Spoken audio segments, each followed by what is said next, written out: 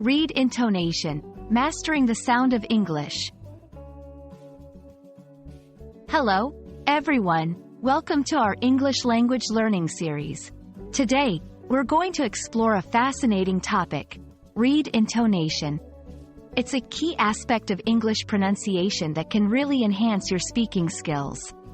So, let's dive in and discover the secrets of read intonation together. Read intonation refers to the variations in pitch, tone, and stress in spoken English.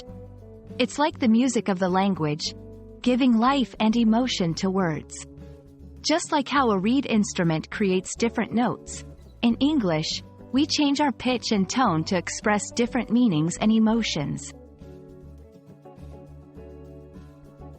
In English, read intonation is crucial for communication. It helps to convey questions, statements, emotions, and emphasis. For example, a rising intonation at the end of a sentence often indicates a question, while a falling intonation can signify a statement or conclusion. Let's practice some examples.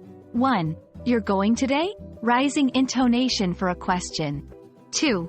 I'm going today. Falling intonation for a statement. Try repeating these sentences, focusing on the change in pitch at the end of each sentence.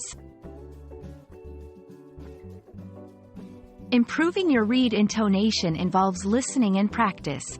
Listen to native speakers and try to imitate their intonation patterns. Recording yourself and comparing with native speech can also be very helpful. That's all for today on read intonation.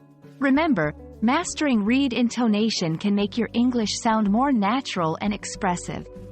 Keep practicing, and you'll see the improvement. Hope this video was helpful, and see you in the next one.